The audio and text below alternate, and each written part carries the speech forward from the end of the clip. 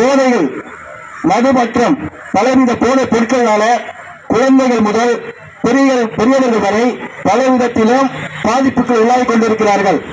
சமீபத்தில் எடுத்துக்கொண்டுமானால் இந்த பாதிப்புகளுக்கு உள்ளாவதில் சிறுவர்கள், குறிப்பாக பள்ளி மாணவர்கள், 13 வயதுக்குட்பட்ட அந்த சிறுவர் சிறுமிகள் கூட பலவிதமான இந்த போதைகளால பாதிப்புக்கு உள்ளாயிருக்கிறார்கள்.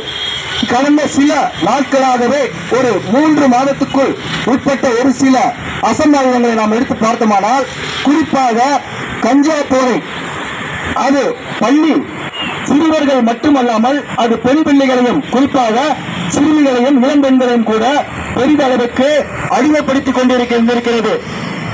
சமீபத்தில் தீபாவளி அந்த விழா காலத்தில் கோயம்புத்தூரில் ஒரு இளம் வாலிபர் கஞ்சா போதையில் அங்கிருந்த குடியிருப்பு வாசிகளிடம் தகாத முறையில் அடாவடித்தனமாக நடந்து கொண்டு அருவாளை எடுத்து வன்முறையில் நடைபெற்ற ஒரு சம்பவத்தை பார்க்கலாம். இது மட்டுமல்லாமல் விருதுநகர் பகுதியிலே ஒரு ஒடுக்கப்பட்ட சமூகத்தை சார்ந்த குடியிருப்புக்குள் புகுந்து கஞ்சா பெருக்கிகள் அந்த குடியிருப்பு மக்களிடம் கலாட்டா செய்து அவர்களை அடித்து துன்புறுத்தி அந்த வீட்டை அவர்கள் சேதப்படுத்திய ஒரு செய்தியை நாம் பார்க்கலாம்.